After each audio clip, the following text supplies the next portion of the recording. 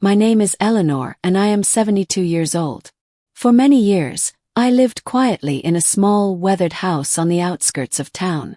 After losing my husband to illness nearly a decade ago, my days blurred into a steady rhythm of solitude and routine.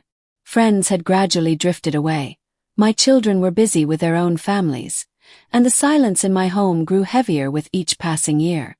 I thought I was content in my quiet life, a peaceful existence filled with memories of the past.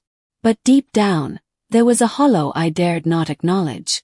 Each morning I would sit by my kitchen window with a cup of tea, watching the world outside.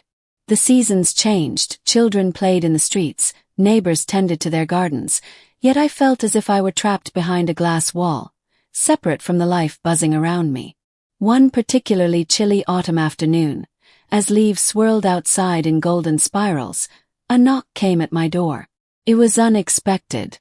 I opened it to find a man standing there, not someone I recognized, but his eyes were kind and warm. He introduced himself as David, a recent transplant to the neighborhood, a man in his early 40s who had moved here to escape the noise of the city and care for his aging mother nearby. David needed help moving a few boxes from his car to the house next door, and I found myself offering assistance without hesitation. As we carried the heavier packages, we began to talk, cautiously at first, then with growing ease. His presence stirred something inside me, a spark of connection, of shared humanity that I had long forgotten.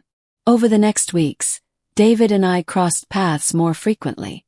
Sometimes it was exchanging a simple hello across the garden fence.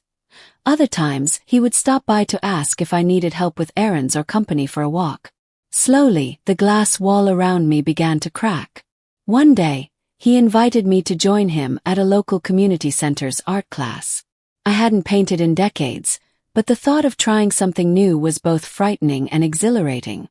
With his encouragement, I found myself standing in front of a blank canvas, brush in hand, heart pounding with anticipation. Painting awakened old passions and emotions, colors flowing onto the canvas like forgotten memories reawakening. David never pressured me. He simply offered kindness and a gentle presence. He listened when I spoke of my late husband, of dreams left unfulfilled, of fears that crept in with the silence. And in return, I listened to his stories, of city life, of family struggles, and of a hope to find meaning in this quieter chapter. One crisp winter evening, after a light snowfall dusted the garden, David invited me over for tea. The room was cozy, filled with soft lamplight and the scent of freshly baked bread. As we talked late into the night, I realized how much I had missed genuine companionship, the simple joy of being seen and heard. Our friendship blossomed slowly, organically. I began inviting neighbors over for small gatherings, sharing meals and laughter, weaving myself back into the fabric of community life. I reconnected with old friends, reached out to my children with renewed warmth, and even started volunteering at the local library. Through David's friendship, I rediscovered my own strength and resilience. I realized that growing older did not mean fading away. It meant embracing new chapters, new joys, and new connections. The quiet house on the outskirts of town became a home once more, alive with hope and possibility.